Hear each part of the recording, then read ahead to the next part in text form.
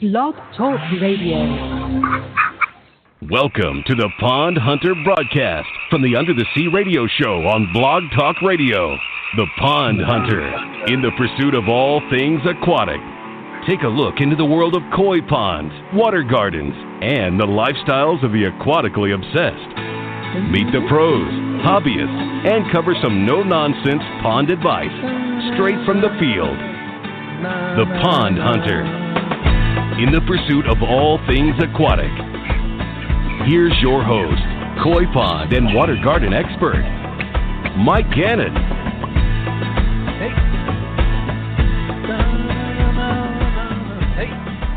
Hey, everybody. Hey, and welcome to the Pond Hunter radio broadcast. This is episode 40. How's everybody doing? I'm Mike Gannon, host of the Pond Hunter radio broadcast, a show for pond keepers, koi keepers, water garden keepers, and the generally aquatically obsessed. So welcome. Come on in, everybody. Hey, if you have heard this show before, you already know. If you have not heard the show before, let me give you full disclosure right off the bat. I am not the shed as sharp in the tool.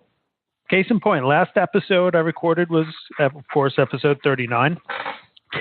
The topic of episode 39 was how to quarantine your koi and goldfish. Long story short, a quarantine can be recognized as a 40-day period of time. And in episode 39, I went to great lengths talking about the number 40 and its significance. If I was a thinking man, I would have rolled out this episode on quarantine during episode 40. Kind of makes sense. But no, I chose to roll it out during episode 39. So with that said, whoever programs these shows, big dummy. With that said, hey everybody, welcome to episode 40 of the PHRB, where I will not discuss in any way the significance of 40, La Quarantina. You want to learn about that stuff? Go to episode 39. All right, so we're in episode 40. We're going to cover what pond keepers everywhere just love. String algae. Yep, hair algae, you know, the good stuff. It's what we all love talking about, right? Hey, if you're the one listening to the program on algae, not me. I'm just your algae-loving host, Mike Gannon. Very happy to be here with you guys. Looking forward to spending time talking with you about string algae. Good times, right? Hell yeah. Who says I don't know how to have fun? Who said that? All of us pond keepers have to deal with string algae sooner or later. It's nothing to be embarrassed about. I'd say second only to green water conditions, string algae is the next greatest concern for pond keepers when it comes to algae growth in our ponds and water gardens.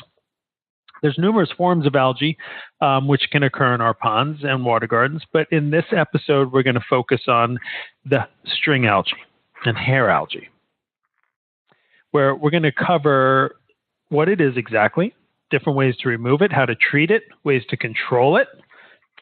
So let's do it. What is string algae anyway? Well, some people refer to it as hair algae, blanket algae, pond scum. Its appearance can vary. I've seen different textures, color, and length of hair algae. It can even appear black and slimy. And it's typically found growing on rocks, plants, liner, waterfalls, hanging from fountains, etc. Its Latin name is Claudophora spirogyra, and it is a filamentous algae that's very common in the world of pond keeping. There's many variations, but they're not visibly different from each other without some training and a microscope. So where does this algae come from? When any of us are trying to control string algae, it's almost 100% of the time when the algae is blooming. There's definitely patterns that occur for string algae growth across a broad spectrum of ponds. You can see these patterns. And the blooms typically occur around the same time every year. And they're not specific to your pond. You are not alone in this struggle. The I have string algae in my pond phone calls and emails always come in around the same time every year. And the same treatments, chemicals, and equipment go rolling off the shelves at that time every year. So it's strange because where does it come from? It's kind of always there. String algae can be introduced to our ponds in many ways. It can come in on new plants. Fish can introduce it. Birds can introduce it.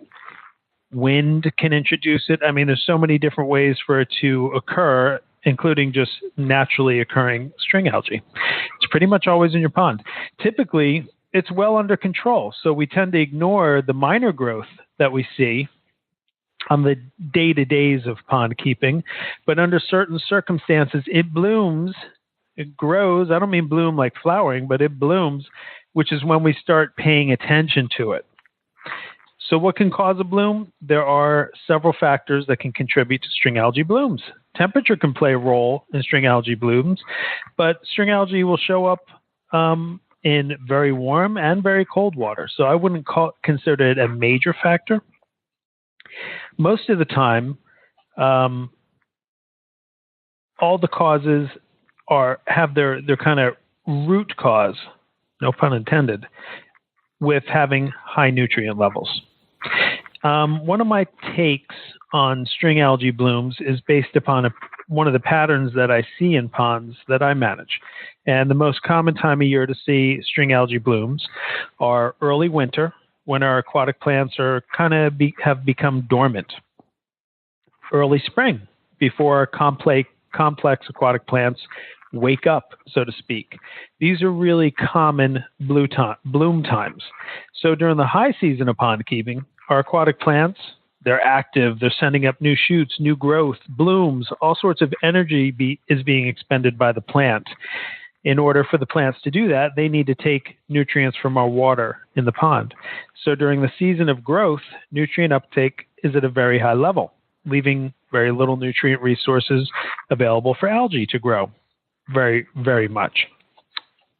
So the more complex plants are out competing the algae for food this time of year. So when we hit that time of year when our plants start going dormant and their nutrient uptake has essentially stopped, algae finds itself in a pretty good position to be able to bloom. It has all this nutrients available. Nobody's really taking it up. Algae, being a simple plant, says, hey, I will take you up on that. So just because nutrient uptake has stopped by the more complex plants, it doesn't mean nutrient production has stopped. So now nutrients are building without being utilized by our complex aquatic plants.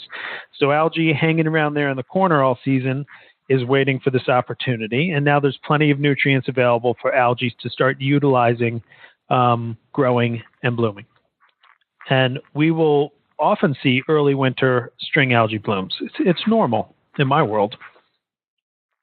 During winter months, nutrient levels are typically pretty low. There really isn't that much going on to create nutrients during the winter. We're not feeding our fish. They're not creating much bioload. Plants are not creating bioload, et cetera. So nutrient levels are low. Algae growth is controlled. The best way to control these algae outbreaks is knowing what is causing this growth. What else can cause blooming? There's lots of stuff that's going to cause algae to just kind of all of a sudden start really taking off in our ponds. One of the big ones would be an underfiltered pond. A dirty pond, shallow ponds, high nutrients caused by poor filter maintenance. That's another reason that we start getting conditions right for an outbreak. Overfeeding our fish, overstocking our ponds, over-fertilizing our aquatic plants. Even things from the landscape, like grass clippings or fertilizers getting into the pond, mulch, runoff, landscape encroachment from plants or soil. There's all sorts of things that can cause these outbreaks. I pretty commonly see green water and string algae issues combined. I see this more in the kind of cement box pond setups, like koi pond setups, just cement boxes. Prefabs also, but it happens in all ponds. Ecosystem pond, cement pond, prefab, gunite, you name it, mud ponds. And again, the green water and string algae combo is mostly in new ponds. When I see both of them occurring at the same time, there's always exceptions. I'm sure there's ponds that are 5 years old, fully mature with green water and string algae. But usually that's something that I would say is part of when ponds are just starting up. It's just a general observation I've made, but over 20 years. So when I encounter those conditions, it's generally a younger pond, part of new pond syndrome, which doesn't happen, of course, in a fully mature pond. So some of the negatives of string algae, because it's not all bad. By the way, it's not bad for your fish. It doesn't mean things are going wrong in your pond. It's a normal cycle. It's just that we don't like the way it looks. So we always want to do something about it. So hair algae is not, and string algae, whatever you want to call it, is not necessarily bad for your pond, like those toxic blue-green algae. As a matter of fact, there are some benefits to algae, which we'll get to in just a moment. I think the biggest issues with the algae is that people just don't like the way it looks. The worst thing about the algae, I think, is its nuisance qualities. It can clog stuff up. It obstructs the swimming of fish. It can cause leaks in streams and waterfall. It can overgrow other more desirable aquatic plants. And those issues definitely qualify it as a nuisance in our ponds. And if left unchecked, it can cause oxygen crashes in a pond with the devastating side effect of fish kills. So yes, it can become deadly in extreme situations. So let's not let these situations get out of control. All right. There's some benefits to it too, though. So let's talk about some of the filtration benefits of string algae. It's interesting to note that typically when I come across ponds that have string algae, the water is usually very clear. Part of the reason for that clarity is that string algae provides some filtering benefits, biological and mechanical. The biological aspects is simply that it is taking up and removing nutrients from your water, therefore filtering and increasing water quality. Oftentimes when you're removing string algae, you can't help but notice that brown water comes pouring out of it. You get that big clump of algae, you pull it out, and like brown water, as it starts to, get the water out of it, it's brown. The reason for that is that string algae is also acting as a mechanical filter, removing sediment and particulate matter out of your water. Fish waste, leftover food, all that kind of stuff, therefore increasing your water clarity. So string algae can increase water quality and clarity. So there's some biomechanical filtering benefits to this. It's not the pure villain many of us think it is. Some other benefits of the algae is that it is a food source for fish and baby fish, not a primary food source, except for those babies. Some insects use it as a food source and habitat.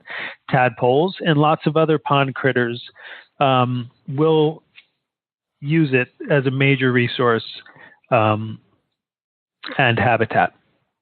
It's also good for oxygen production. Like other plants, algae can produce oxygen and consumes it too, like we just touched on with oxygen crashes. So we know why we can get string algae. We know it's not necessarily bad for a pond or fish, but we still prefer not to have it as a feature of our pond. So how do we get rid of string algae? There's actually many ways to control and remove string algae. So let's take a look at a few of these different ways. Of course, there's just the good old-fashioned manual removal. We can use treatments and chemicals. We can use specialized equipment or go natural. Manual removal is the most obvious method and offers an immediate reduction. Manual removal is done by hand, but I've also tried and seen people use all sorts of apparatus to remove string algae. Rakes, wet-dry vacuum, brooms, spaghetti spoons, and of course, the old toilet brush trick. For manual removal, I found that none of these are particularly effective, and the toilet bowl brush works well enough that it will immediately become clogged with the string algae. And it's also very difficult to clean as well. So I took the toilet brush out of my arsenal some time ago. Certain rakes will do work, but make sure that the tines of the rakes are not very flexible. So manual removal is always a viable option. I suppose it just depends on how much time, energy, and commitment you have to putting up a fight. Manual removal is also a good precursor to any treatments or equipment that you may plan to begin using to control string algae in your pond. Will removing it cause it to spread? Have you guys ever heard that? That seems like an internet rumor, but from what I could find out, and I looked into it a good amount, is that it will cause it to spread. It sounds like a rumor, but it's actually true. And if you're removing string algae manually, you can actually be releasing more algae spores into the environment, which can result in an additional algae growth soon after the manual removal. So that's just a little caveat to be aware of. So there's manual removal. We can use those different ways. There's different methods. There's chemical treatments. Manual removal may do the trick, but if you need further action, we can look at the use of chemicals. I'm not a big chemical guy, but they do work.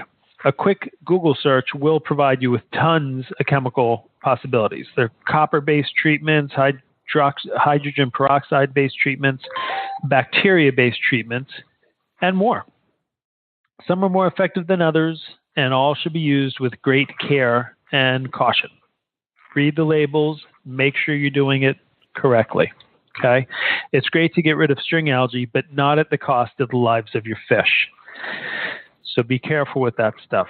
I get a call pretty much every year from somebody who treated their pond with algae fix or algae destroyer, and then the next day they have this nice clear pond, but all their fish are dead too. So I'm not trying to scare you away from it. Just know what you're doing when you use it. There's equipment too. The only string algae control equipment I'm aware of is pretty limited. There's the ultrasonic equipment, which I don't have any direct experience with, but I've read that it's fairly effective and typically used in much larger ponds. So there is an ultrasonic device that you can use to eliminate or slow down algae growth. There's also ionizers, which I am familiar with. I have used those. Those specifically target string algae. They do nothing for green water, but they do target string algae and can reduce algae growth like 80, 90%. So I've used these. I've had very good results. I do recommend really learning how to use them. These are not systems that you plug in and walk away from. They will need adjusting from time to time and can cause some issues, even death, for livestock if not managed correctly. It's not plug it in, walk away. Like any equipment you hook up to your pond, be sure you truly know how to use it. Many pond keepers make the mistake of trying to, for example, utilize ultraviolet clarifiers to control string algae, only to find out that UV does nothing for string algae. UV works great on green water, but you're wasting your time and money if you're attempting to control string algae with ultraviolet clarifiers. So if chemicals and equipment are not in your wheelhouse, then there are still many natural methods to consider and pursue. Let nature take care of it. Again, it's not really bad for your pond. It's not really bad for your fish. It just looks bad. So do we really need all the chemicals and equipment? Can it be controlled naturally? Yes, it can, of course. Probably the most natural method is to do nothing. Just treat it like any other plant in your home or landscape for that matter. The natural way to handle string algae is to let it grow, let it peak, and let it die off. You just have to be able to handle looking at the stuff. Like when most plants are blooming, it's not a sustainable form of growth for the plants. It's not constant. It's kind of this sudden rush of energy. So it's not sustainable. They're blooming and then they're not for the rest of the year. You can think of string algae that way too. It's always in your pond somewhere, and at certain times of the year, it grows like crazy and then dies off again. If you have the patience for it, this can become just another yearly dynamic of your pond. I do that. I've treated it too, and I've done manual removal. I've done it all. But I've also just ignored it, maybe just because of being busy, not being able to get to it. But I've let it bloom, and then it goes through its cycle, and it goes away. It's just, you got several weeks of looking at the stuff. So that's kind of how that stuff works. That's the organic method of control. Watch it grow, watch it die off. Let it bloom, peak, and die. The next easiest organic way to address string and hair algae is to increase oxygen levels. Oxygen is a benefit almost no matter what you're trying to deal with. Hook up an air pump to your pond. This method is slower, but it works too in many cases. Just simple oxygen. Remember that. It works. Barley straw is an option. It's an age-old kind of traditional method that was employed in farm ponds, for example. And now, today, you can buy prepared barley straw extract instead of throwing big barley bales or bundles and waiting for them to decompose, which was how they ultimately ended up working in ponds. But barley is a great way to help control string algae, but if you're going to go about it with your kind of home water garden koi pond water feature, I would use the barley straw extract. Just makes kind of getting right to it instead of waiting for your barley to actually break down and work. You can shade your pond. How about throwing up a shade, an umbrella, shade sail? A little less sunlight may just do the trick. You can use pond tints as well, blue, black. I'm not big into those, but you know what?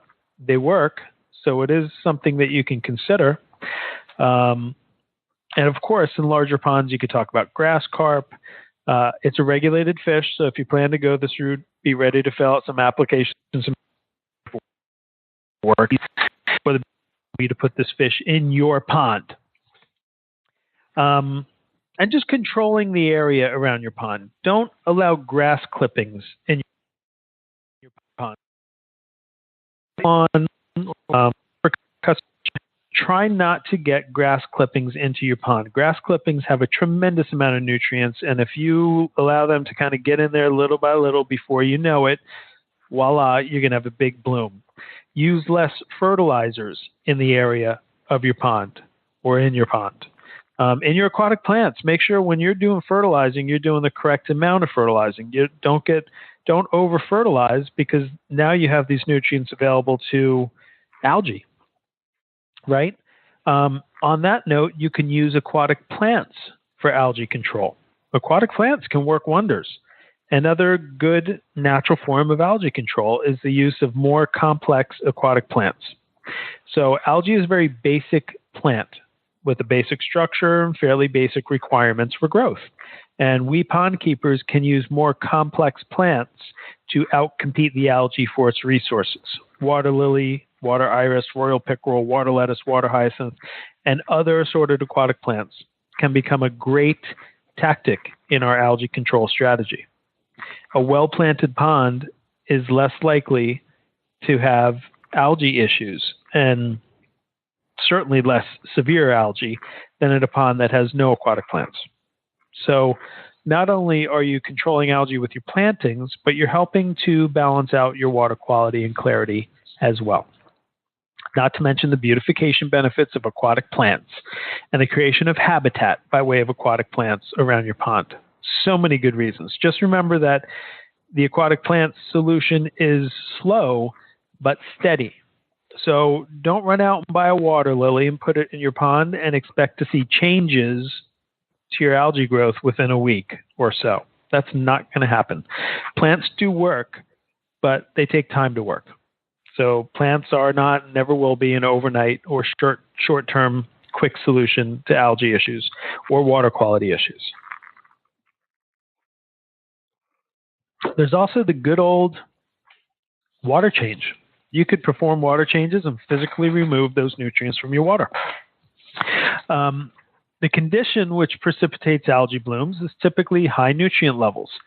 So water changers are a fast way to physically remove those nutrients from your pond, and then you can replace with fresh water. I do have a warning to that method of algae control, primarily to those who use city water sources.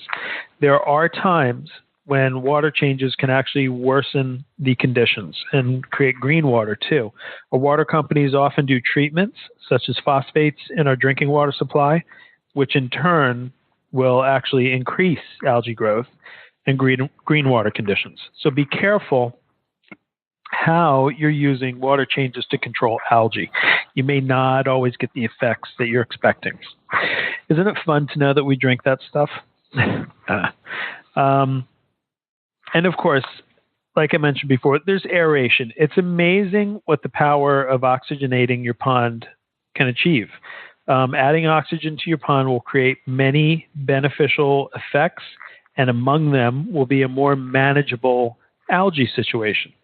So don't be shy about adding aeration to your pond, even if you already have skimmers and waterfalls and all those great oxygenators. An air pump can go a long way and should be a critical piece of equipment that every pond keeper has on hand, whether for algae or not. Have an air pump for your pond. What I'm suggesting, is totally unscientific. It's unproven, but it just seems to me that algae in a pond is very much an opportunist. Our ponds are so dynamic. Conditions are always changing. Nutrient levels in our ponds are always rising and falling. They really don't remain steady. But they're always being produced in simply greater or lesser quantities, and they're always being consumed in greater or lesser quantities. So to our more complex plants, this availability of nutrients greatly affects its growth patterns and its rate of nutrient intake. There's periods when our complex plants eat a lot, leaving little nutrients behind for algae. There are times when nutrient intake will drop off, making a small supply available for algae to utilize. In areas where it gets cold, or at least some sort of change in winter weather, the nutrient intake on most complex plants is going to drop off radically, or just about completely. So nutrient availability fluctuates quite a bit. And algae, being an opportunist, will utilize those periods when nutrients become available to them. So from time to time, you see these blooms because an opportunity of nutrients became available to them and allows the plant to bloom. Don't get me wrong. Like I said, algae is always there. It's always eating up some of our nutrients, which is not necessarily a bad thing. That is pretty normal plant behavior. But when the nutrients are there, algae has no problem blooming out and letting its presence be known. Algae is always on the dance floor of your pond, and when the music dies down in between songs, when all the other plants stop dancing for a moment, algae is the guy still out there on the dance floor showing off its moves. Know what I mean? Algae is always up for some nutrient intake, even when other plants are ready to sit it out. Now I'll say, so to recap, we have some power in this pond keeper's struggle. We talked about manual removal using everything from spaghetti spoons and wet dry vacs to just pulling it out by hand and getting rid of it. Mulch it. This method will usually need follow-up removal since it's not likely a one-time shot to get it under control. There are chemicals we can use. Most of them work, but pond keepers need to be careful with chemical treatments. Equipment that we can employ. Learn to use your equipment correctly before you rely on it. Natural methods are various, from water changes to adding aeration. Get some shade for your pond, add lots of plants, grass carp for larger ponds. Become a better manager of your pond. Or just let it grow, peak, and die without allowing yourself to be bothered by the occasional string algae blooms. String algae is not necessarily a bad thing under certain circumstances. So we do have the power in this battle with string algae. We may not be able to make it completely go away, but we can keep it very well controlled through all the methods that we just spoke of. So there's hope, pond keepers. And I thank all of you for spending this time with me talking about algae. Geez, I'm Mike Gannon. This is the PHRB, and you can find more Pond Hunter stuff on YouTube, Facebook, Twitter, Snapchat, iTunes, and Blog Talk Radio, of course. If you could take a moment to offer me a rating and a review, I'd appreciate it very much. And I appreciate all of you who actually take the time to listen to a show on pond algae. You guys are cray-cray. But I'm glad you're cray-cray along with me. If you guys ever need to get in touch with me, I'm easy. I gave you a whole bunch of places. You can send me an email, mike@fullserviceaquatics.com. That's my company, Full Service Aquatics. We are a pond, water garden, water feature, design and install company located in Summit, New Jersey, serving the area and beyond. So if you need to get in touch, my website is fullserviceaquatics.com. My email is mike@fullserviceaquatics.com. And you can, of course, call me, 908-277-6000. So until next time, I hope you all will be keeping it pondy. And I look forward to catching up with you guys on the next episode of the Pond Hunter Radio broadcast. Peace out, everybody. You have been listening to the Pond Hunter Radio broadcast on Blog Talk Radio with your host, Mike Gannon, the Pond Hunter.